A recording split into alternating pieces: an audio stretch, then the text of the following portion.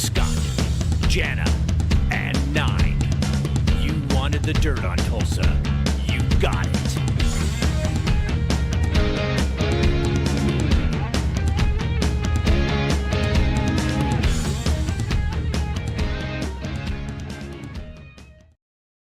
Hey everybody, welcome to Tulsa Music Stream. My name is Scott Squires. This is 9, that's Jana. This is episode 69, and we will be...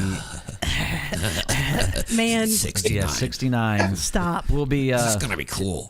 We'll have Mr. Doug Goldstein from management from the Guns N' Roses era. Yes. And we'll be talking to him real soon on Zoom. But before we get into anything, make sure you please share our stream on your favorite Facebook pages and your groups and all that stuff. And of course, we're also on YouTube, and you can hit the notification bell, subscribe, Twitter, and Twitch. And also, we are on podcasts now. Yeah, Spotify. Yeah, so this is going to be our actual...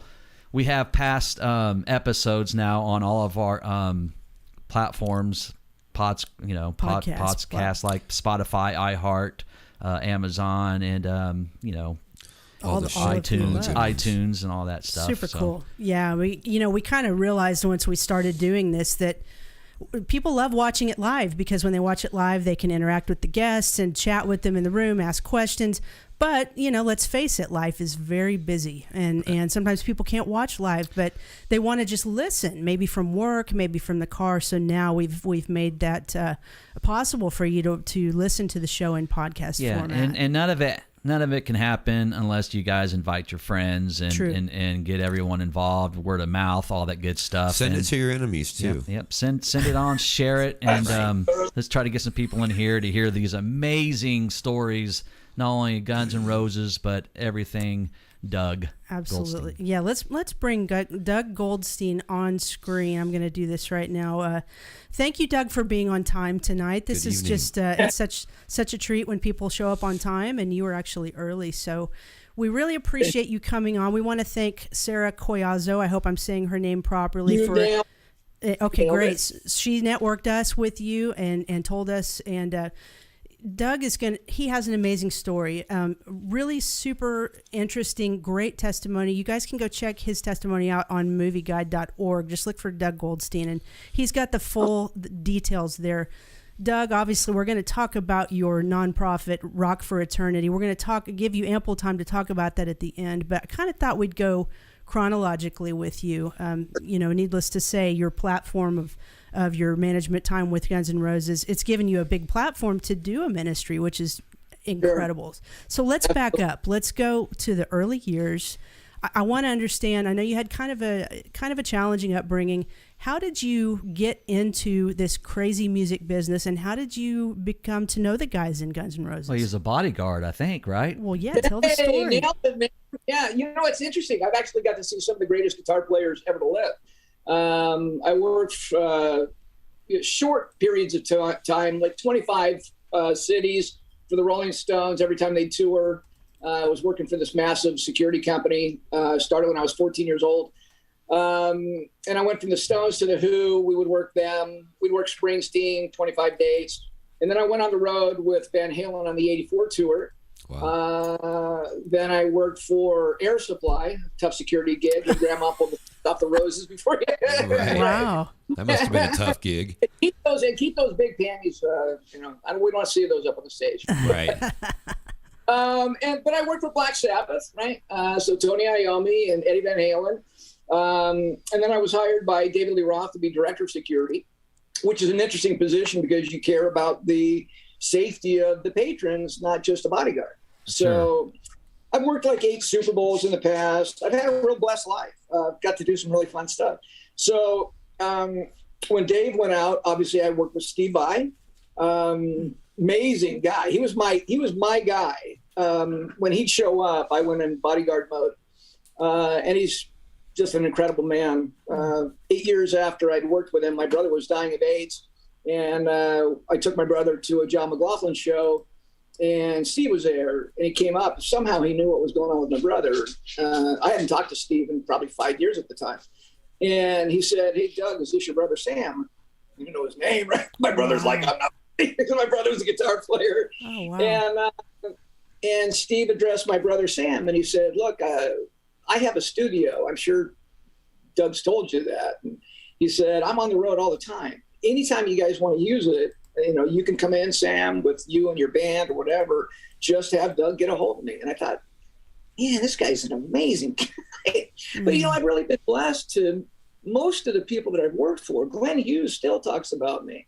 Oh, wow. From the Sabbath days. He said some wonderful things about me in his book. And I just love Glenn. I love all the people I've worked for. Just good people. But so anyway, so I get a call one day from two business managers, Richard Feldstein, whose son was the only manager of Maroon 5 until he passed. And then his other son is Jonah Hill. So his business partner is a guy named Barry Siegel. They called me and they said, "You can't be a Jewish bodyguard." Okay. So I didn't tell them Christian, man. I didn't go to temple. But so they introduced me to Alan Niven, the band's manager at the time. I came up to LA from San Diego and I met with him, and nice man. He treated me incredible until he was let go. But and then I met with the band, and the first question I asked is, "What do you guys want to be when you grow up?" And they said, "We want to be the biggest band in the world." And I said, "Well, pack your bags, right? You can't stay in Los Angeles then." So took them on the road, and the rest is kind of history. I had a degree in international marketing, so while everybody else was sleeping, I was writing marketing plans and sending them around the world. But the one thing, guys, that really is kind of, hey, there it is. By the way, the guy with the beard, if you don't know who that is, that's John Collot. Yeah. Aerosmith, dude, looks like a lady you video. got it. Him in the wedding dress. Yeah, he had something to do with the Beastie Boys, and yeah, I think yeah. Anyway, great guy.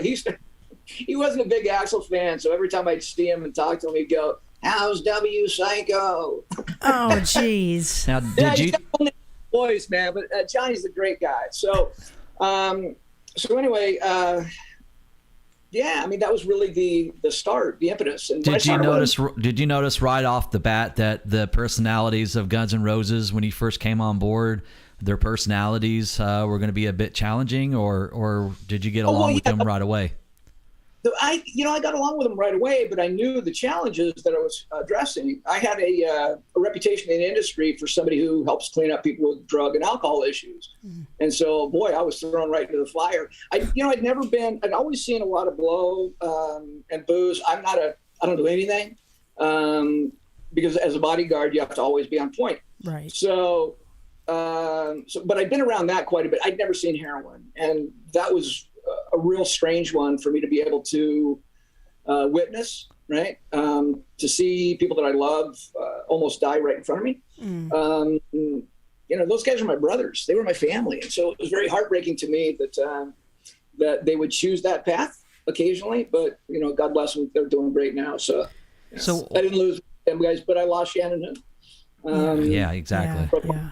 Did you know right away how to start booking tours and things like that? How difficult was that, especially back without any kind of cell phones or any social media? You just kind of had to learn on the fly. I would guess. School. Pretty much, but I was blessed enough to be around it, so I didn't really need much help. I mean, I knew the goals, right? And I knew how to attain those goals. And it was a different world back then, right? I mean, the business now is a complete 180 of what it was back then. So I kept my ticket prices at $25 because back then you used your concerts to sell albums. That's really where the income was derived. So keep the ticket prices low, sell out every venue. In fact, one of the things I'm most proud of on the Use Your Illusion tour, 2.5 years, I never had one unsold ticket. Wow. But it was intentional. If the band could have sold a 100,000 seater, I put them into a 75,000 seater. I was setting up for the next tour. Oh, look at that. Look at that. That's a great picture. Oh, that's my best I've friend got a bunch of these, Doug. Do you really? Yeah. You know what? I'd love to get some of these, Jana. Well, I actually got them from your assistant. She should Did be. You really? Diana? Oh, yeah. Yeah, we'll be scrolling through these as you're talking. She's holding out on me. That's awesome that you have that reaction to seeing him. That's cool. Great. I've got more for you. You went from an opener, doing a lot of club, probably theaters and things like that. Very much. And of course, Appetite for Destruction comes out. And I believe Paul Stanley was supposed to be the first guy online to produce that album, but for some reason. He likes to tell that story. To be honest with you guys, that was really before my time. Okay. I didn't start with them until 2 months after they released Appetite. And there were some certain things that I noticed that I didn't necessarily agree with, like why would you use a canned audience, not a real audience, on their Live Like a Suicide EP? It just didn't make sense. I don't believe in contrivances for any reason. I call it the Milli Vanilli syndrome, right? You get caught and you won't have a career anymore. But it didn't seem to stop them, right? So I wouldn't have done it that way. Now, just so everyone understands, your role when you started with them during the Appetite era, was that role as a tour manager, or were you more like a bodyguard at that point? No, they hired me as a tour manager. The tour manager, okay. Mm-hmm. And then did you? So after that, you then progressed to just being their manager, correct? Yes, ma'am. It was readily apparent, Jen, after about, a month, that Axl and Alan Niven just hated each other. And so I was offered $500,000 a year by John Bon Jovi's management company, the McGee's, Doc and Scott, to move back to New Jersey and live with Johnny and Dorothea and be their year-round tour manager. But I passed. I was making $500 a week, but I've never quit a job. And so I passed, and they thought I was out of my mind. It certainly ended up working out. Hey, popcorn! All right. But it ended up working out for me. I didn't really know. I certainly had a feeling, but it was more about family and loyalty. So I wasn't about to quit on it. But Niven offered me that because he knew clearly that he wasn't going to have a career with them if he didn't. Because Axl and I became closer and closer and closer. He was my best friend. So. Yeah. Was Izzy all on board with going as far as you were wanting to take them, or was he wanting to kind of stay back a little bit and keep it more local, or how was Izzy's relationship with you? That's a great question, because Izzy and I were never close. He was very close to Alan.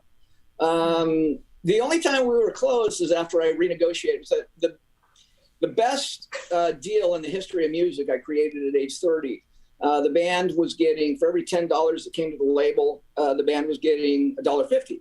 And I got into an altercation with David Geffen. He said, I'll never speak to you again, but he opened up the negotiation table, and I turned it from $1.50 to $3.40. Wow. So Izzy would call me it was the only guy that thanked me. He would call me and say, now instead of buying one motorcycle, I can buy 5. Right? So, right. Yeah, that's a great picture. That's Niven on the right at the bottom. Obviously, Axl, me, and Izzy in the front. Yeah, Giant Stadium. That was the Aerosmith gig for Paradise City, and then we immediately flew from there to London. We flew to London, but it ended up being at Castle Donington. Wow. Now, so were you their road manager when they played? What was the MTV concert? The Palladium, or what was that? Where it was in New York? Was that the Ritz? The Ritz, right? Oh, I've got that too. Look. Is this it? There you go. Wow, there you are. So that answers my question right there. I remember seeing that when it first aired on MTV, and I was just like, wow. Poor man. guy right in the middle of it. Jeez. As we were doing, what's funny was we were doing research and for this interview, of course, the infamous, was it the American Music Awards where Duff and Slash are up there and they're hammered and they're slurring and cussing and everything. And I think the second time that they got up there, Slash actually mentioned your name. That's the great backstory on that one, guys. So Niven used to like to. I've never been into self-promotion, right? I've never written a song. Don't really care to. I was in the business of selling Guns N' Roses tickets, not Doug Goldstein tickets. So I knew how to control the guys, and Alan wanted to be on TV. So he said, look, I need you to hang out with the Great White guys tonight. They were sitting up in the, in the nosebleeds. And so I knew Dick Clark pretty well. He was a wonderful man. And I came up to him and said, Mr. Clark, I'm not sitting with the guys tonight, and they're not sober. So I could get them to leave, right? I'll get them a bunch of money and send them out with a bunch of booze, and they'll have a great time. And he said, Doug, look, I need them here. And I said, sir, I'm just telling you, not advisable. So they come up with time, and I'd like to thank. By the way, I don't know if you guys know this, but it was literally the creation of the 7-second rule. Yeah. So now any presentation, there's a 7-second backup in case somebody does what Slash did. Sure. Yeah, we know all about that. Yeah. We do. So speaking of those instances, wasn't there an incident with Kurt Cobain too backstage? Something about shut your bitch up, Kurt. That's right. Yeah. You know, the sad thing is Axl really loved Nirvana. It's funny, you know, in retrospect, you listen to Duff, Mr. Seattle, and Slash, and they got it right off the bat. No, they didn't. They couldn't stand. They couldn't stand Nirvana. And Axl's like, look, they're on our same label. You guys, I think you should really check them out. He loved that band, and it really hurt his heart that Kurt took a shot at him. Well, it was Courtney that took a shot at him, but it hurt his feelings. You know, and it's interesting. I have this theory that anger is never a primary emotion. It's always based on something else. And in Axl and my life, 98% of the time is hurt. Yes. So he reacted, which he occasionally would. By the way, I love the gun shirt, man. So, Doug, you've been really open about the fact that you and Axl were very close. You know, you've even referred to him as your best friend at that time. And you already told us tonight that you really weren't that close to Izzy. What about the relationship with the other three guys? I mean, were you close to any of those guys? And from the get-go, were there kind of divisions within the band where these guys were on this side and that guy was on that side? Or was it just kind of Axl against everybody else? Well, you know, it's interesting because I felt sorry for the band because Axl would leave and they'd have to stay up there. You know, I'm telling the security guys, I don't care if they play Wipeout. Until I get this figured out and I get back on the stage, they need to stay up there. And that was a real issue with the guys. Probably the greatest thing I ever did for the band was not letting Axl know how they really felt about him because he would have just gone. Oh, wow. No question. Because he loved them. But he, you know, genius manic depressive, and I wouldn't say lucky enough. I was trained to deal with manic depressive because my brother genius manic depressive, my mother bipolar, and so I kind of just walked in and I knew exactly, you know, how to talk to Axl. But yeah, so as far as the other guys go, Gianna, it's a great question. I always got along and loved Duff McKagan. When people ask me about him, I always go, he's like anybody he went to high school with. He's just the greatest guy, man. There he is. Yep, my boy. But Slash, him and I were really close because he ran the band's business. People wrongly think that Axl ran the band's business. Studio-wise, yeah, a lot, but not the road stuff. That was all Slash. Press. One of the greatest things I did for the band in the early days is Axl was blowing off interviews after interview after interview. And so at the time, there was a gal named Lori Earle as the day-to-day publicist, and her and I speak 5 times a day. And so I finally came up to her, called her, and I said, you know what, Lori, no more Axl interviews. He's not doing them anyway, right? And she said, Doug, that's what they want to talk to. And I said, Lori, laws of supply and demand. She said, I don't follow. And I said, it's really simple. If we stop him from doing interviews and that's all anybody wants to talk to, he'll be able to talk to anybody that he wants as the band accelerates in their career. And I was right. You know, that's what he would do. He would say, I want to talk to Kurt Loder. All right, I'll set it up. But it made sense at the time to not put him in that situation because he was just not going to show up. So that's why Slash did probably 75% of the interviews. I gave a couple to Duff and Izzy and Steven. And then Izzy, like I said, he was really close to, he thought it was, he said I looked like a cop, and so he didn't trust me. Right? My hair was short.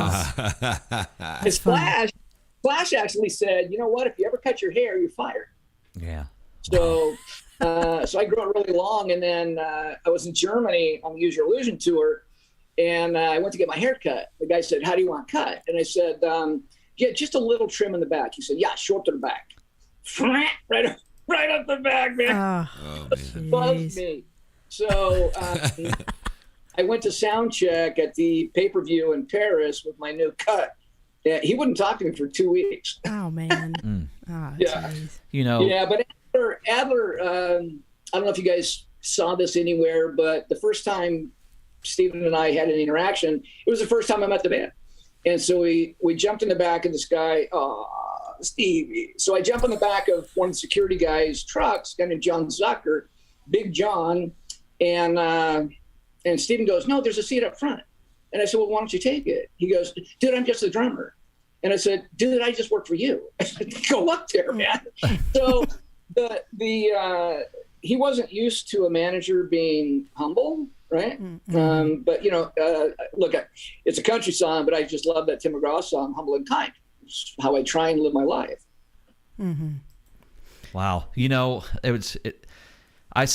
actually saw Steven Adler at Rocklahoma 07, you know, and you know, I know he's had multiple issues and drinking and everything, and you know, he was all over the place at Rocklahoma, and we got many hugs from the guy, and then there was a point where he was, would try to, he'd have like 3 or 4 cans of beer or whatever, that he was pretty hammered. And it seemed like he almost had an entourage of people, babysitters that would handlers and things, and would take the stuff out of his hands and things like that. And I he was an amazing drummer, especially on Appetite, and he fit the band as far as his drum sound. But how did and who actually let him go? Who did the firing on that end? Well, that was interesting. It was because Steven to this day thinks that was my idea, and I love Steven. I never would let him go. And he also, I don't know if he still thinks so, but he thought that it was Axl's doing. And myself and Axl were the last people to get on board. Yeah. And you know what? And in retrospect, it was probably the right idea. It's just I loved him to the point that I didn't want to let him go. I was the one who was dealing with his addiction issues. But Alan said it's time. And probably rightfully so. I mean, we'd spent over $1 million trying to get basic tracks, and there was in a year there was nothing usable. And so, I wasn't an attorney, so myself and Michelle Anthony, the attorney, met with him and just said, Stevie, you got to go on a probationary period because you're just screwing up, dude. And he says it was because of the drugs that he was taking to get him off of the heroin, but not a chance. I've been around it too long, at that point. So he clearly was the one with the worst substance abuse problem. Well, not necessarily, but it was more prolonged. Slash would clean up when he had to clean up. And Stevie, I think he was just so deep in the throes of his addiction that he could never really pull out of it, no matter how hard that we all tried to help him. But back to Axl, he was literally the last guy to sign off on it. He just kept calling me, do we really have to let him go? It was a sad time. Did you ever second guess exactly your role? And I mean, it's basically, let's just, be honest here, it was the dangerous rock and roll band ever. And you're in the middle of it. And was there ever like, man, I just don't know. Motley Crue's one thing. And of course you go on tour with Aerosmith and Motley Crue and these are all bad boys. And then you intertwine them with Guns N' Roses. I just can't imagine anything good coming out of it. Probably shaved a good 5 years off your life, right? No, 5? I'm 27. Great. We're going to grab 27. Yeah. No, it was people ask me my opinion of the Dirt, and I always go, boring. Wow, jeez. My guys put that to shame, and it's strange. I know that Hollywood's Hollywood, but the Nicky overdose was actually the only person that was there besides Nicky was Fred Coury, who I had brought in from Cinderella to fill Steven's shoes. Steven had broken his hand on the Alice Cooper tour, and Fred. Poor Fred. Fred calls me. I left him a message. I said it was Welcome to the Jungle on his answering machine, So 3:00 in the morning, the night that Adler broke his hand, I said, I hope you know that song. There's Welcome to the Jungle on there. And call me. So he called me the next morning, and I offered him a job coming out. And he said, look, no problem, as long as there's no drugs, Doug. I said, come on, Fred, there's no drugs. What are you talking about? I wouldn't do that to you. So when Nikki overdosed, Fred called me, obviously distraught. I said, look, there was no Uber back then. I said, look, make your way to LAX in a cab, get out of there. I'll handle the rest of it. So I called the EMTs. I called Richie Fisher, their tour manager at the time, and the rest is history. Right? Wow. Hey, do you have time for some viewer questions before we kind of continue with? Okay, well, let's go kind of rapid fire on this, because I can tell this hour is going to get away from us quickly. But Larry Ford, right on. Thank you, man. Larry Ford says, "What was the hardest part managing GNR?" That's a great question. The hardest part would be the fact that you love these guys and you're watching them die in front of you. Right. They're my favorite. And so that was easily the hardest part, no question. Yeah. Okay. Don Hosterman says, "What's a favorite backstage memory?" God, how do you pick? Oh, it's got to be Donald Trump. Gotta be Donald Trump. You know what? I've got that one as well. Look at this. Yeah, there's Donnie. Yeah. So right on. So he him and Axel were friends. Is that right? You know, right? It's really interesting that Axel, during when Trump was running for president, he was the most verbose about negativity towards Trump. And I've never known Axel to lie. And he's saying, ever. I mean, he's one of the most honest people, brutally honest, actually. And he's saying publicly, you know, what a piece of POS the guy is. And I'm thinking, why are you saying that, dude? You were all over him at Madison Square Garden when I introduced you to him. Mm-hmm. But yeah, though, I mean, you know, there were a lot of times. Well, there was actually another one with Billy Joel. I don't like Billy Joel's music. I just not a fan. Sure. And I think he's the greatest songwriter ever. So we argued for about 4 years about it. And so he calls me one night. I lived about 2.5 hours south of Axel. He's in Malibu and I'm down in Laguna Beach. And he calls me at 3:00 in the morning. He says, I need you to come up here. He knows I don't sleep. Right? I said, dude, come on. It's 3:00. He said, you're not sleeping. Come on. So I get in my car. I drive up there and I walk into his house and he's sitting at the kitchen table and he's laughing. I go, what's so funny? He goes, I had dinner with a friend of yours tonight. I said, okay, who's that? He said, oh, no, I'm not going to tell you. He gave me a gift for you. I said, okay. So he hands me this linen napkin and it says, to Dougie, my biggest fan, where the F were you? So about 4 months later, we're playing Madison Square Garden and I hear this, where the F is Dougie? And I look and it's Billy and he's rotted. He's carrying a bottle of Jack Daniels. And I said, you know, right here, sir. And he walks up and he goes, you hate me? I said, Billy, I don't hate you. I'm not a big fan of the music. He said, really? And I said, yeah, now there's a big group of people, like 50, right? Watching this action. And I said, I'm just not a big fan of the music. And he said, Doug, let me ask you a question. I said, yes, sir. He said, do you know the song Just the Way You Are? I said, yes, sir. That's one of my least favorites, right? He goes, do you know what that song's about? I said, no, sir, I don't. He said, that's about my first wife. He goes, can you tell me anything about my first wife? I said, oh, yeah, I can.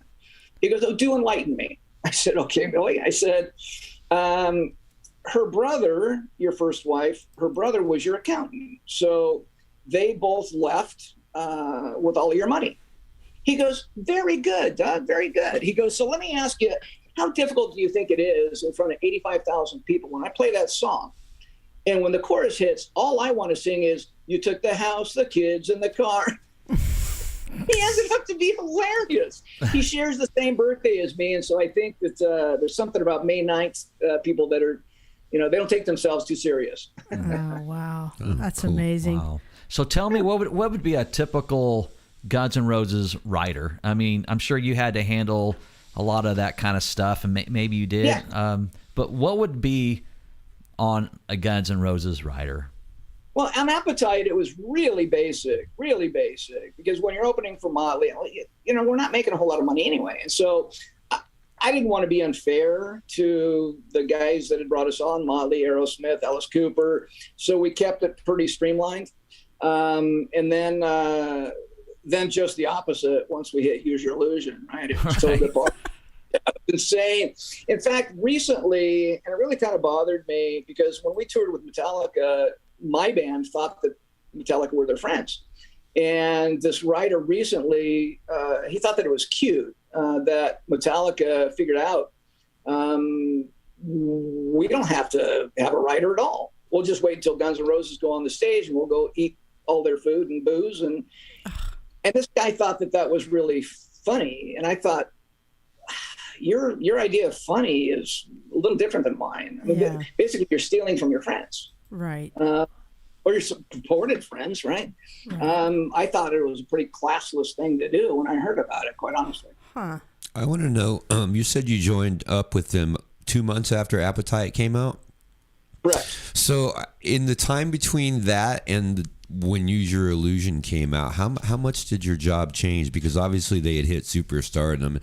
I want to know, just in that amount of time, what were the kind of changes you went through just in that role you had? Yeah, that's a great question. We all kind of grew collectively together. And so I don't think that there was any point in time where I felt any kind of overwhelmed. I was just doing my job. But and I had a blast. Right? Mm-hmm. And in the beginning phases, when Nevin was there, he had a reputation for writing these horrendous faxes to people and just cutting them down and being mean. And so my job was pretty easy. I just kind of came in behind him and I was you were the nice guy. Absolutely. So what was the moment? Can you remember a moment when things were different? Like you're like, oh shit, this is way bigger than it was. Yeah, well, that's a great question as well, because when we toured, we came off the road and everybody's saying, you're the biggest band in the world. And we went, really? When did that happen? We were just a Partridge family. Yeah. We're out there touring along, entertaining people, and having a good time. But of course, there was also the drug stuff. I mean, in the early days, we would stay downtown, find a cheap hotel, and I'm beating up drug dealers and throwing them out all night long. Wow. And then, like in Slash's book, he talks about Dougie, which is what they called me. Dougie books us at these golf resorts so that he can play golf. Not true. I tee off at 5:30 in the morning. They're just going to bed. I have a radio in case they're looking for me, and I'm done in 2 hours. The only reason that I would book them at these golf resorts because good luck scoring heroin on the 15th tee. Right. So. In another interview you did, you said something that kind of confirmed what I've always thought about rock stars and why so many of them fall into substance abuse. And I kind of want to elaborate on that a little bit. You think about it, these guys go out and they're playing in front of, let's just say 75, 80,000 people. And it's just an adrenaline rush through the roof. Right. Then all of a sudden, fast forward a couple hours later, they are secluded by themselves in a hotel room or maybe their home. Well, probably not home, but you know what I mean. Secluded somewhere all by themselves and coming down off of that adrenaline high. I would assume some of these guys just struggle with the coming down part. Do you think that's why so many of them fall into substance because they don't want the high to end? I do, but I also think it's more than that. I think that that when you come off the road and your wife says the dog's not going to clean up his own crap, right? So no longer do you have that 85,000 people that are giving you accolades and affirmation. Now it's real world stuff. You got to take the trash out. Maybe you got to wash the dishes or something to help out. Toilet. Yeah, right, exactly.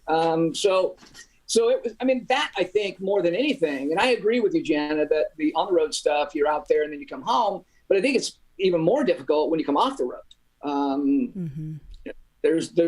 Now you're going to go months, years, right? And you have money too. Yeah. Absolutely. That's right. Yeah. So that plays probably a big part in it. Yeah, and I'm sure it's a. Go ahead. I'm sorry. It's interesting because I'd worked for so many bands at that point. The more popular you become, the less you have to buy stuff, right? I mean, everybody wants to get stuff. Although I have a great story about that. So Nike, in the early days, I worked out a deal with a gal named Kathy Scales. She was an artist representative for Nike. And so I brought Slash and Steven down there. And so we came off the road with Appetite. And I called Kathy. I said, hey, Kathy, the guys want to come down, Slash and Steven. And she said, well, Doug, that's interesting. She said, I have a check for you for 20 grand.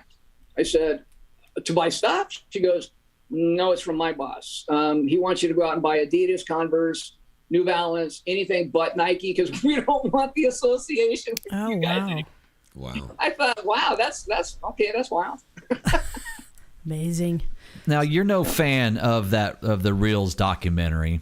I've read or Well, they just left too much stuff on the cutting room floor, right? Yeah.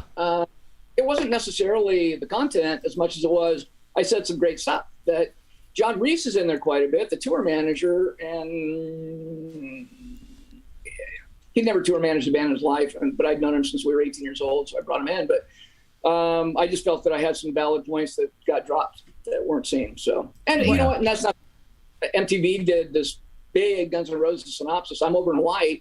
I didn't get a phone call, right? Nothing. So that's okay.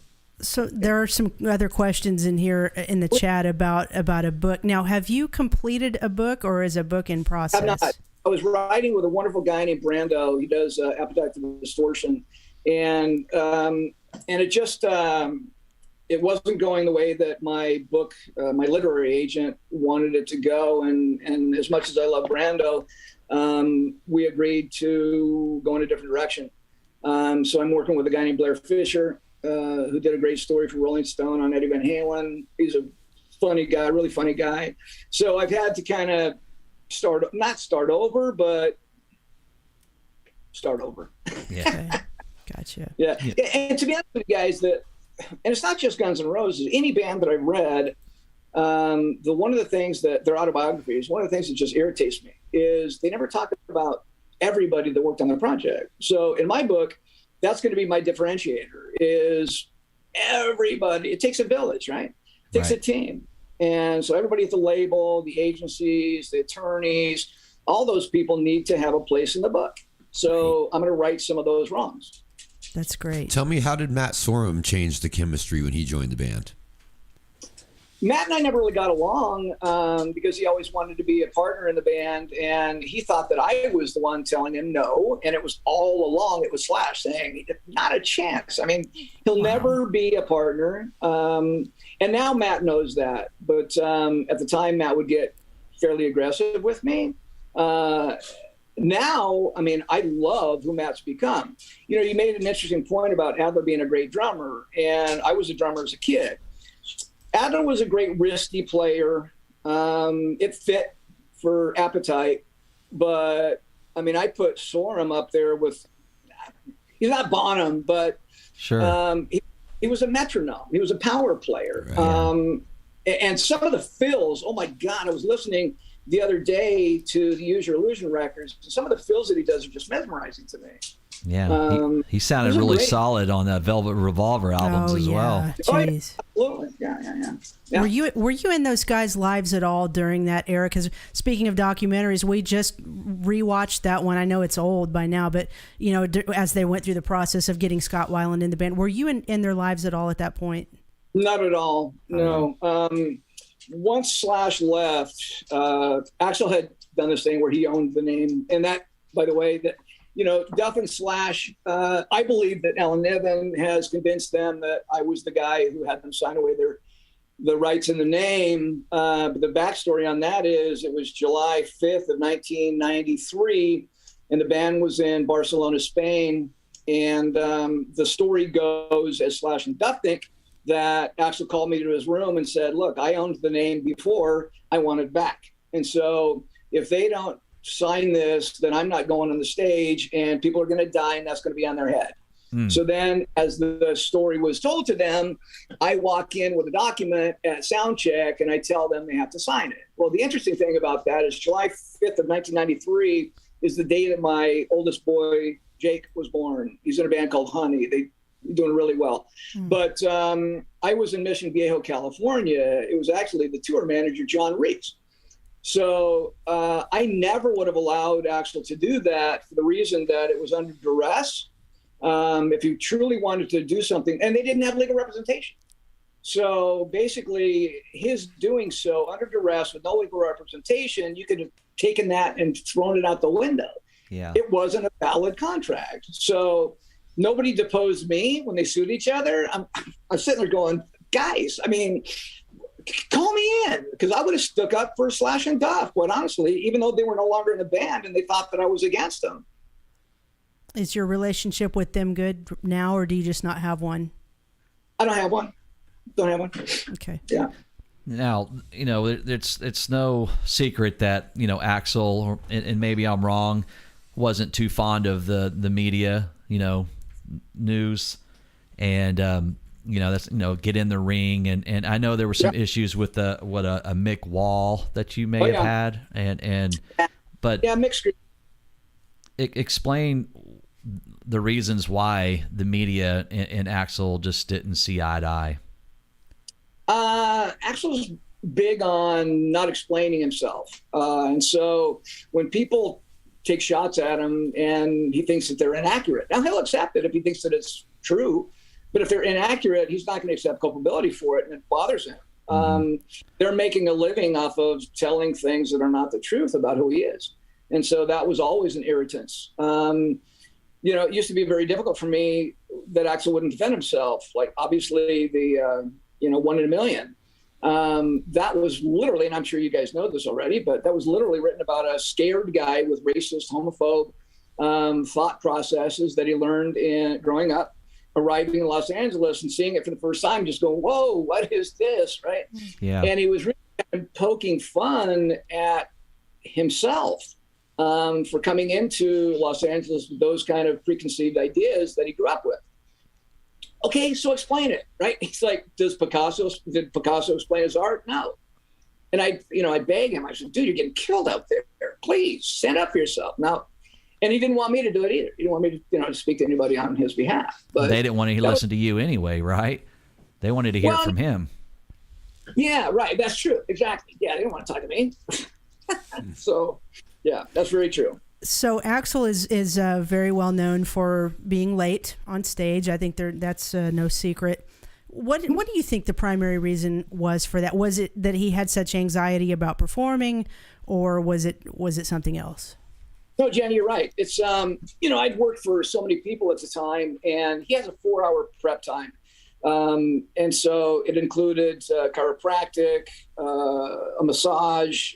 We had chiropractor and masseuse on the road with us. Vocal warm up, and he'd have to eat a steak every day because that's what his vocal coach would tell him he had to do. Ron Anderson, God rest his soul. So it was about a 4-hour prep. So if he would make any kind of a shriek, squeal, missed note, he'd start the process all over again. His thought always was, these people are paying their hard-earned money. I'm not going to cheat them. So he was the most, I don't want to say insecure, but caring, actually. And that's the interesting dichotomy is he actually cared about giving the best show possible. And everybody else is thinking he's just an ass. But, again, having dealt with manic depression my whole life, they don't really think about things like most people do. My brother could never understand the concept in Hollywood of you can't park here for street cleaning on Tuesdays between 8 and 10. He used to get his car impounded all the time. It's like, dude, how easy is it, man? It's Tuesday. Put your car. So a very similar analogy with Axl. Certain things that you and I, the average person, would just go, well, dude, come on, this just makes sense.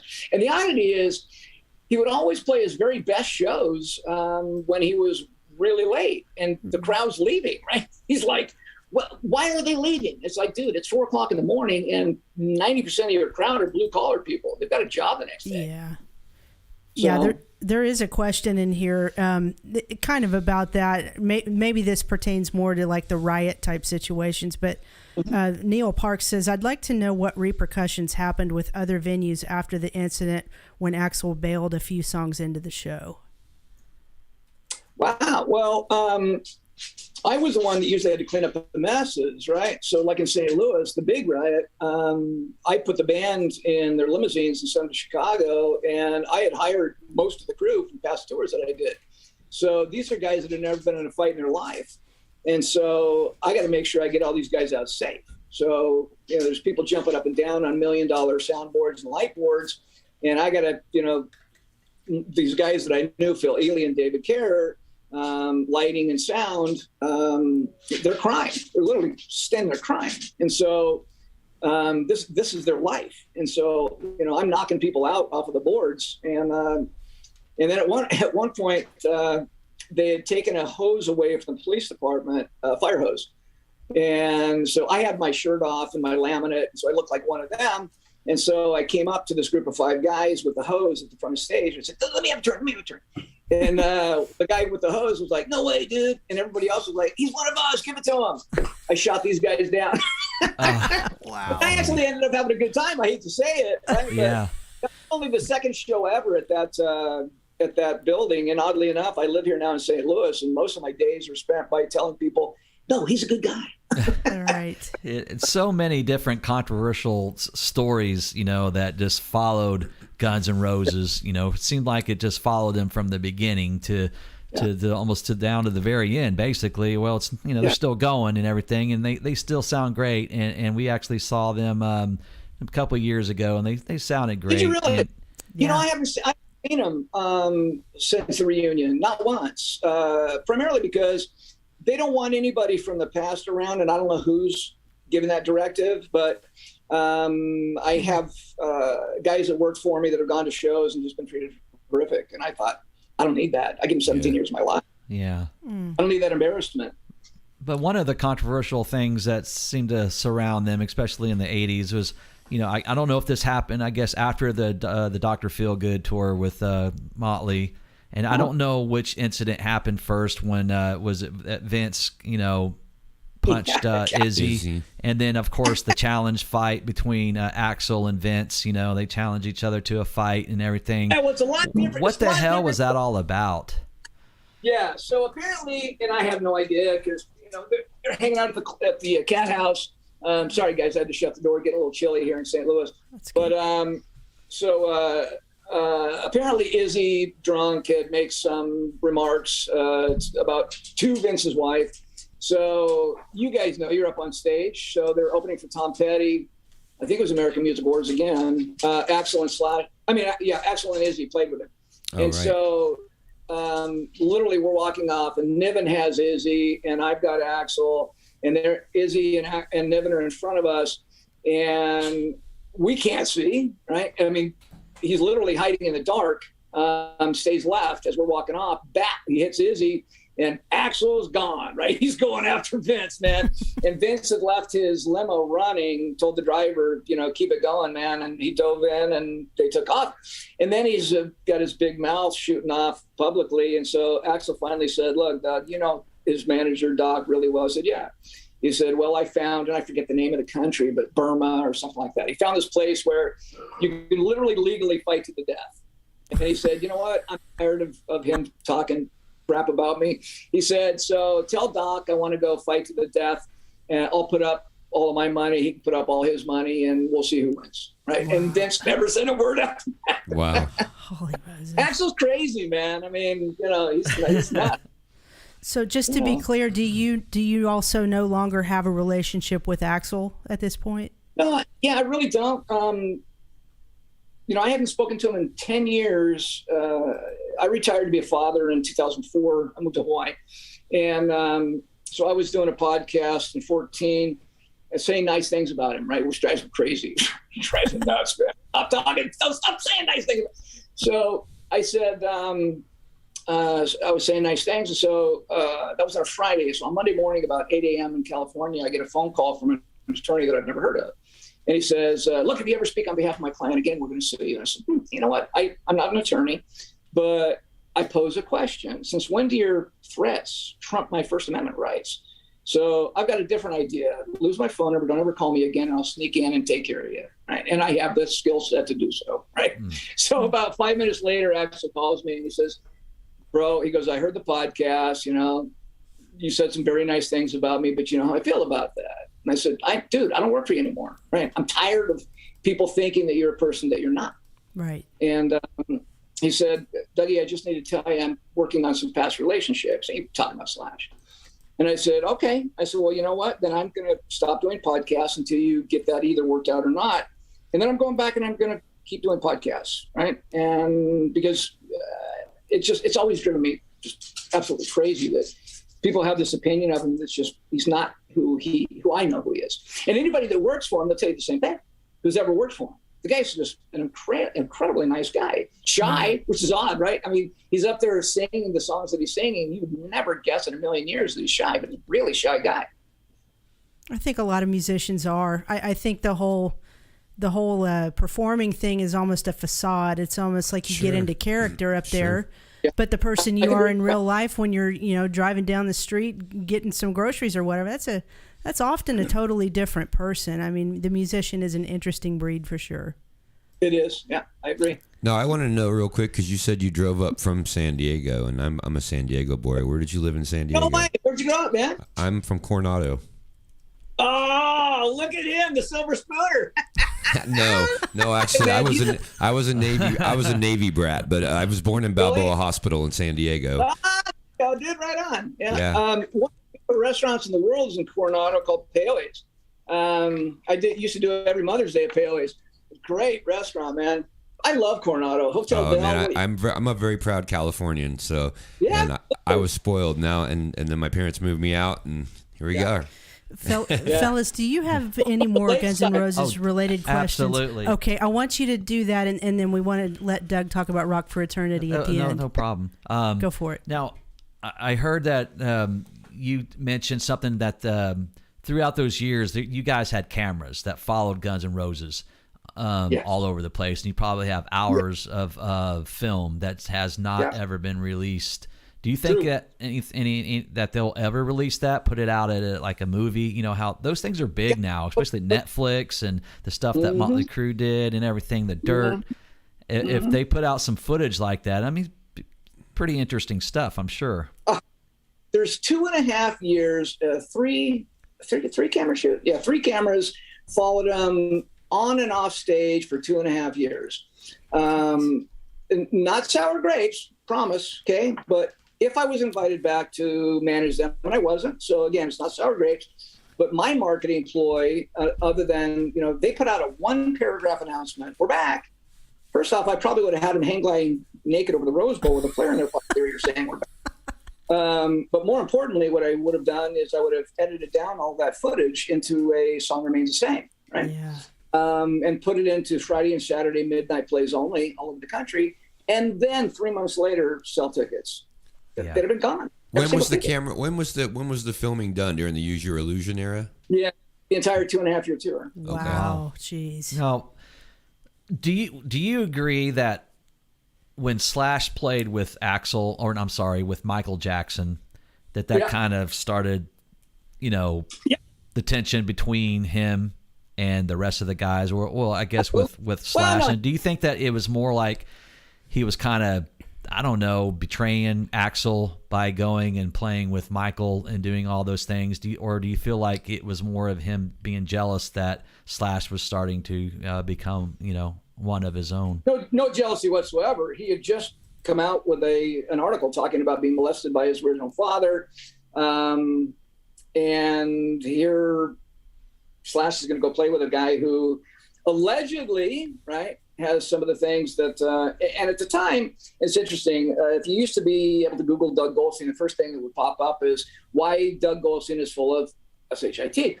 And this person's pointing to the fact that I'm talking about how there was a rift between Axl and Slash because of the Michael thing. And the guy's saying Doug's full of, because... You can say shit. Yeah. Oh, yeah, but I try not to as a Christian guy, but that's okay. Oh, okay. Gotcha. Yeah. But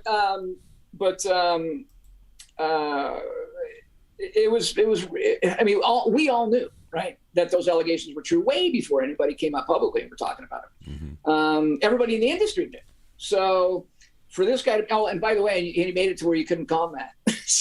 So I'm just sitting there. I call people like him cowards behind keyboards, right? Mm-hmm. Anybody can sit back now, particularly now, right, and make assertions that are incorrect. Sure. You have to defend yourself. So we got another viewer question. You already kind of talked a little bit about Duff, but I want to make sure I get this in. Dustin Little is a very big supporter of our stream, a sponsor, as a matter of fact. He says, can he speak to Duff and his character? We all know he was big on vodka and cranberry for 12 years, but was he a good guy? Oh, the best. In fact, one of the things that I'm going to do in my book, and I've said this a couple times, but I'll reiterate it again here, is because I had never dealt with heroin, most of the time I was dealing with Slash and Steven. And one of the first things you're going to see in my book is a public apology to Duff McKagan. Oh, wow. I wasn't focusing on, sorry. It's all good, brother. It's all good. You're with friends here. I wasn't focusing on what he was going through, and he almost died, and I could have easily, with my knowledge and how to help people out, I could have easily helped. Sure, man. I understand. You see him in that Velvet Revolver video, and Scott Weiland's going through his issues, and Duff is overcome, and he's healthy and sober, and how he tried to help save Scott Weiland and did everything in his power to be his bud and help him. I do have sober up. Yeah, I'll stop myself crying. A funny story. So Duff is, he tells everybody what a great business guy he is, and he is, right? He is. He's become a great business guy. But he talks about how he invested in Google, Starbucks, Microsoft, right? He couldn't spell investment, right? They had a bunch of money, and so this great business manager, friend of mine named Michael Oppenheim, Duff wanted to invest money, and so we called a meeting, myself and Michael and Duff, and we asked Duff, what are you passionate about? And he said, my hometown of Seattle. So we put him in those, right? I can't even imagine how many times those stocks have split since 1989, right? And God bless him. Look, he's, like I said, he's become a great businessman. But the initial surge of income was actually something that myself and Michael Oppenheim did. Wow. I got one more thing before before Janice starts talking. Sure. With all the shit that you went through and all the stuff, all the controversial things, all the this craziness and the Metallica tour, and I'm sure that was just a whirlwind for you. But then you're no longer doing these things for these guys, and I'm sure you're doing your own, managing other bands. I'm not sure if you still are. But I am.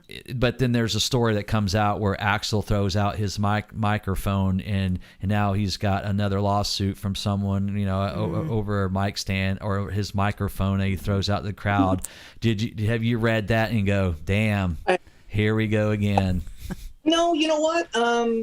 There's an assumption. Look, I'm not an attorney, right? But I certainly had a lot of litigation to deal with. That was probably half my job, right? Jeez. Because I'm the one who had to go to all the depositions and stuff, not the band, not that often.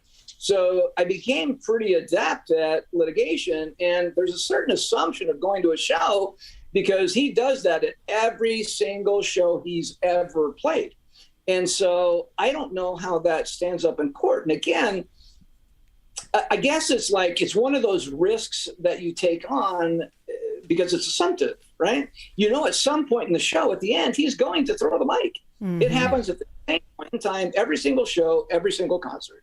Right. I'm not defending Axl. I don't work for him. But I'm just speaking pragmatically from a legal standpoint. I don't think he has much to worry about. Sure. And Axl's a great guy. If he hurts somebody, I saw his public apology, right? That was heartfelt. Axl's a great guy. And I'm certain that he will take care of the person financially, whether they would have sued him or not. So, Doug, we've heard all these stories that have spanned your life, and here we are in 2023. You're a believer, and you have a nonprofit ministry called Rock for Eternity. I want you to tell us a little bit about what that is. What are your goals and visions for what you want to accomplish with this organization? Thank you, Jan. I appreciate that.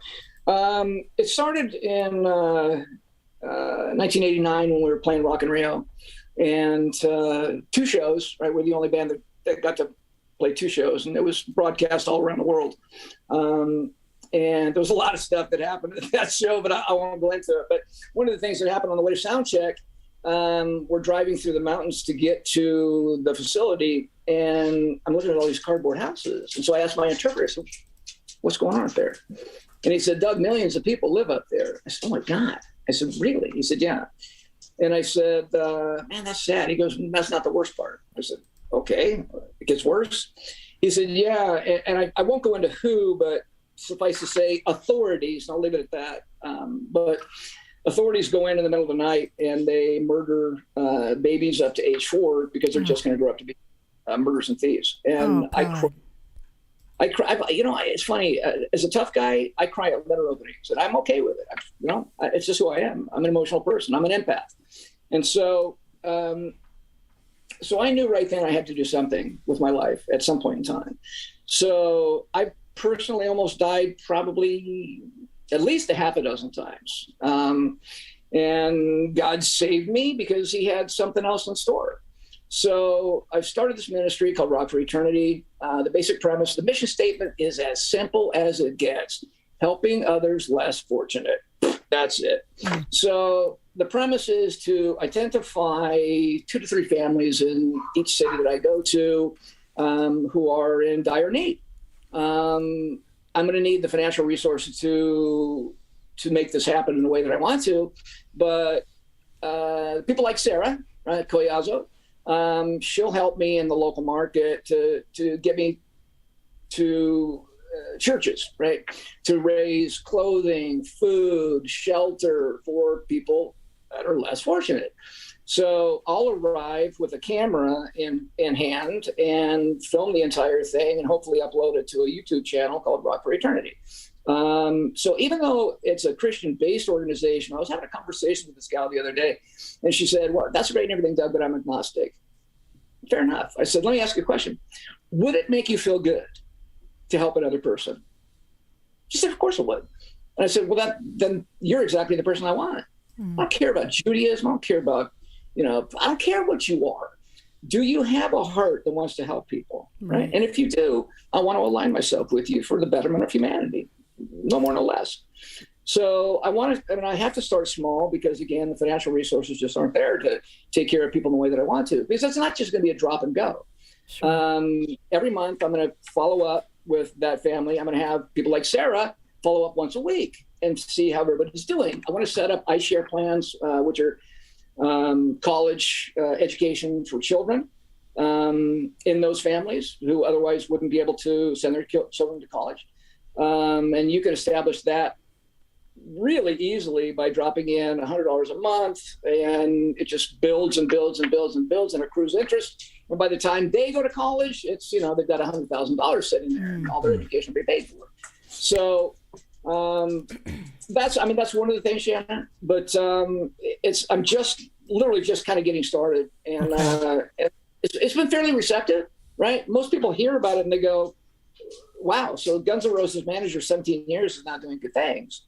In a perfect world, it would end up on Netflix or HBO or Showtime, but it's not about me, never. It's about glorifying God and taking care of people. That's it. Sure. No more.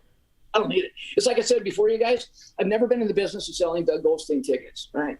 Yeah. And so similarly, I don't even want my name associated with it, which is why it's not called Doug Goldstein's Rock for Eternity. That would be, I don't know. It's inconsistent with who I am as a human being. So if someone wanted to get involved and contribute to your efforts, where should they go to do that? rockforeternity1@gmail.com is my personal Rock for Eternity. Okay. rockforeternity1@gmail.com. Okay. There you go. Very good. Well, that is a definitely worthwhile cause. This is something that, we would definitely need to have you on, but there's just so many stories, and there's just a spider web of things, Guns N' Roses, and I'm sure like the scene in Hollywood with the Faster Pussycats, the LA Guns, and the Tracy Guns story, all that. Look, Janie, I loved Janie. I used to see him when they were passing flyers out, and I was dating. I call her Psycho Cindy because it ended up being she was my psycho. We all have one, right? But he had dated her in Ohio, and he saw me with her, and he didn't warn me. I later told him, I was like, thanks a lot for not telling me. But Janie was a doll. He was a sweetheart. But that was a great time, right? The Faster Pussycat guys, just great guys. Tracy, Appetite and the Faster Pussycat album both came out about the same time. Yeah. And so I remember being turned on to both those at the same time. Yeah. The very first tour I did with Guns N' Roses was we flew to Germany and we toured. We were headlining. Faster Pussycat was opening, and it's a great story, man. I mean, I don't even know anything about the band yet, right? I mean, superficially, right? But this is my first thing I'm doing with the band. So I get a call about 3:00 in the morning from the front desk, and apparently Faster Pussycat, who was staying in a different hotel, they had thrown the drunk drummer out of their hotel, and he came over to our hotel, and he passed out and he urinated on Izzy's bed. Oh. So I get a phone call, and the front desk manager says, "I need you to come down here." And this guy, they tied his arms and hands behind his back, naked, and put in the elevator and hit lobby. Oh my goodness! The drummer for Faster Pussycat. I'm like, yeah. I'm like, Mark Michaels. Yeah. I was like, what am I doing with my life, man? What, are you kidding me? So, my first night with Guns N' Roses, that's what happened. Wow. Well, before we let you go, I want the viewers and the listeners on the podcast platforms, and I want you to explain is it Bogota, Colombia? Bogota. Yes. Tell us a story about that. So our gear gets there's a coup attempt in Caracas where we played the night before, and so we get out, the band, but our crew gets stuck with the gear because they shut down the airport, and so I show up, and the promoters are the guy who owns the television, a guy who owns the radio, and a guy who owns what's the other format. Anyway, so I don't have a chance to get the newspaper. So I don't have a chance to get my story out. So they wanted to, instead of playing Friday and Saturday, they just wanted me to give half the money back and play just the Saturday show. And I said, we're available Saturday and Sunday. We'll play Saturday and Sunday. No, we want our money back. I said, I'm not giving it back. So, because I had all the money. It's the only country ever that I had to get 100% as opposed to 50, which is what you normally take. So I had 100% paid up front because I didn't trust. Escobar was in charge at the time still.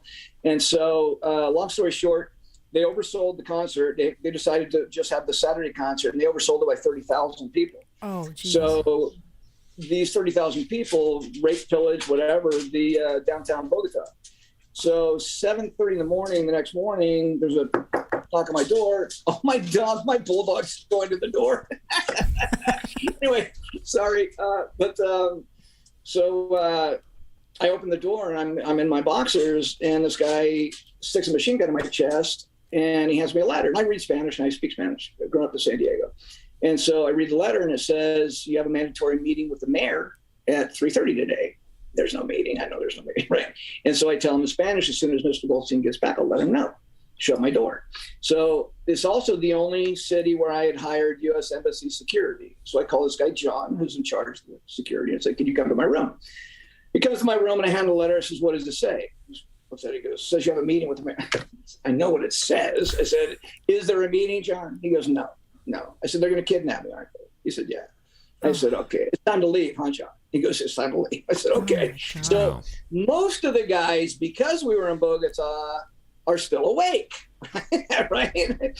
For obvious reasons. So those that weren't awake still, I got them all collected up, and we took off with an escort to the airport, and here I am today. Good grief. Wow. Glad you made it out. And that's just one of the many horrific stories that you have, I'm sure. You know what? I used to call us the CNN band. Right? It seemed like every single night we were on CNN for something. Oh, my goodness sakes. Well, clearly we need to have you back again to get more into the stories. And anytime. Thank you for being such a great guy. Thanks for having a heart for people and a heart for God, and using your platform to do good for the world. We need more people like you out there. And Doug, we just appreciate you coming on with Tulsa Music Stream tonight. Yeah. Thanks again to Sarah Collazo for setting this up and networking us. Please stay in touch with us and Thank you, Doug. let us know, man. And I encourage you to reach out to maybe Duff and some of the guys, and just to say hey, just say that you're still around. Life is short. Yeah, buddy. And so am I. Yeah, you know what? I'm actually kind of working on that. Without going into Good for detail, you. I'm kind of softly working on that, right? Kind of massaging it to at least see if there's a chance at some point. Sure. That's man. wonderful. We'll definitely catch up about that the next time we have you on. All Very right, cool. much love, Doug Goldstein. Everybody, give it up. Tell Axel that I said hi. Thank you, Doug. Yeah, Love you, brother. Have a good night. love you too. Thanks, Jana. Take care. Peace. Cool stories. Very nice. Very cool stories. I like hearing that behind the scenes kind of stuff that you don't get to hear about every day. What a great guy. What a great guy. Yeah, I've listened to some other interviews and stuff, and looked a lot of things up about the guy, and man, talked about some crazy stuff that guy had to go through. Yeah, he's a good soul. He had man. to carry Steven Adler, over his shoulder, naked. Is that right? He's over ODing, and basically getting him to an ER with him on his shoulder, carrying Steven, to go Wow. get.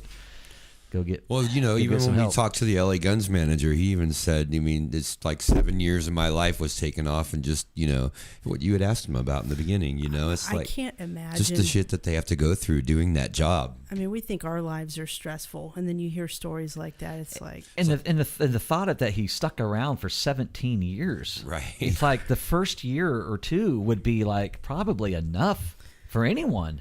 I mean, how the guy became what he became, and was able to, basically get around that maze.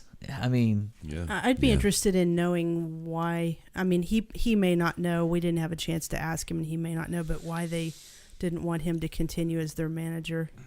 Anyway, like I said, maybe we can do a part 2 with him sometime. yeah. I mean, he's in St. Louis, and I think he actually have offered to maybe even come in studio. That's right. And, he did. So maybe we can do that, and Wow. talk to him a lot about other things.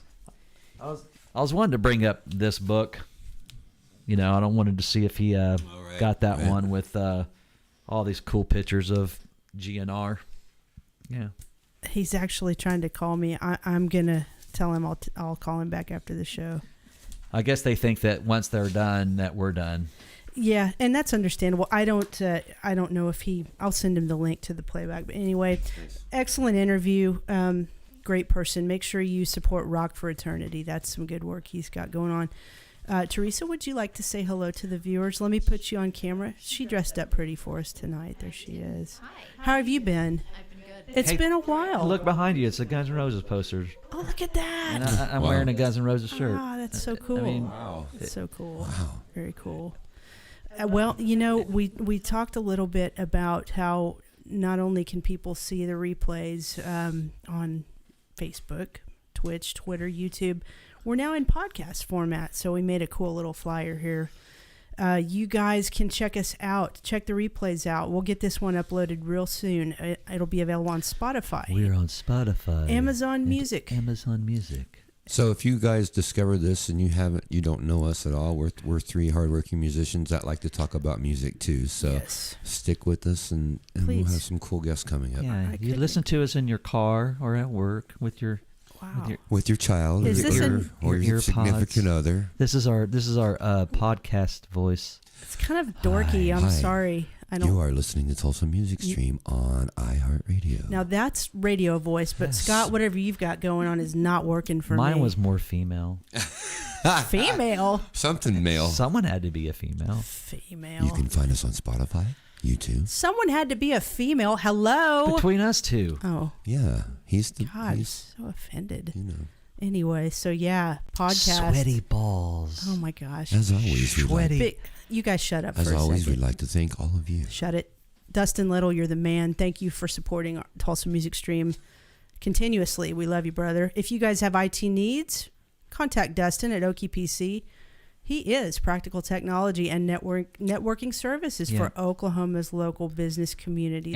And it's easy as 918-640-0892 at Dustin at okpc.com. Extension Dustin. Scott, why don't you talk about this next one too? So check it out. Identity merch here. Oh, there's a delay, isn't there? No. So Tulsa Music Stream also, we have T-shirts, and he's got other shirts too that he does, not There just it the is. Tulsa Music Stream shirts, but We would really appreciate if you do go get a Tulsa Music Stream t-shirt. They're very soft and cuddly, and they're warm at night when you wear them as a nightgown. If you're 3 years old and I will attest to that. I did wear one as a nightgown, and I slept so good that night. So test for you guys. Where can people go to find the Tulsa Music Stream official online store? IdentityMerch.com. No. Facebook.com/IdentityMerch.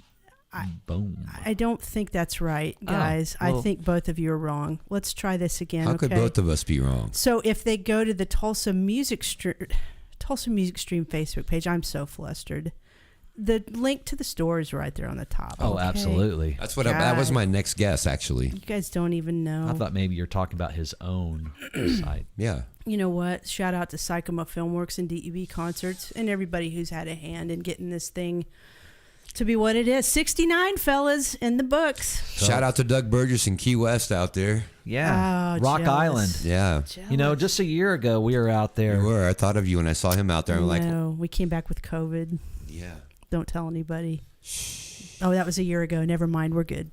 They've done their. I got it the last day, though, so it didn't totally ruin it. Yeah. I was all on the beach and shit and streaming and thought I was just like seeing this awesome sun, and then the last day is like, blah. You're a little creepy. The last thing I wanted to do was see a beach. I wonder how many people are still watching.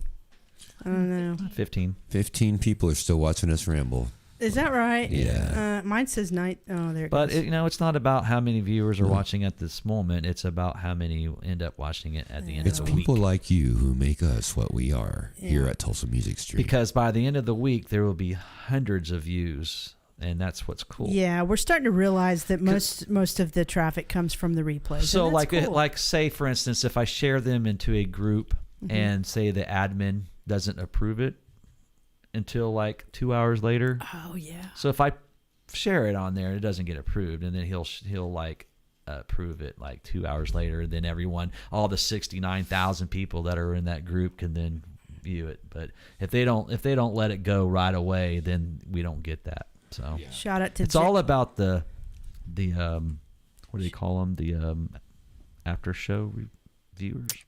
What you call it, whatever you want. You know, people get off work late sometimes. And Yeah. Yourself included, huh? Yeah, that was Barely made it, bro. I know. It's I know, okay. I know. Glad you're here. Jack Peary, shout out. Don Hosterman, thank you for always being here. Angie Parker, Leslie Allred, thank you, sweetie. Dustin Little, you're the man. All you guys, we appreciate y'all so much. We are working hard to try to book some more shows. We should have an announcement soon about another one coming up. But for now, make sure, I hope y'all got your tickets, because if you didn't, you're SOL. These fellas are with Josie Scott tomorrow night at is it the Venue Shrine? Am I saying that correct? Yeah. Do you have any idea what time? I mean, I want everybody to go for the whole show. I think the doors are at 7, show at 8. Do you have any idea what time you guys hit the stage? I would say around 10:30. Okay, but please go for the whole show, because there's some really cool local bands that are playing as well. And that's going to be a kick-ass show. Come see Scott and me Saturday, if you don't mind, at PJ's. Now you guys played last week. Oh, yeah. I did. Yeah, Dead Metal Vanguard. Society did. Yeah. That was rocking, bro. Yeah, that was a great show. That was off the chain, man. Yeah, we yeah. saw the vid. It Off the was hook, y'all. it was slamming. $2 bills, y'all. You know what we were here stressing over football. It was a stressor. I'm glad I got to miss the game that I didn't see. I must admit, we did feel badly for you. That was a little shocking. Ridiculous. But anyway, Tulsa Music Stream. Love you guys out there. We hope that you'll tune in for episode 70. Yeah. Yeah, man, that's like 31 away from 100, and I don't know what I'm going to do when we get it to 100. It's got to be something special. I think that we should wear gowns. Gowns or night gowns, like Tulsa Music Stream gowns. Shit. Yeah, those gowns. Yeah, I think we should dress in suits. Like Jana can wear a suit. Hi, Angie. Hi, Elizabeth. Hey, there they are. All these people, all these great folks. Jack Perry, thank you so much for saying great show. Don Hosterman says, I'm here. Dustin Little says, poor Jana. Angie Parker, hi, how you doing? Leslie Bailey Allard, how you doing? Thanks, everyone. How And you Doug doing? Weber, number 69, cool stream. Thanks, Doug. Yeah. This is gonna be cool.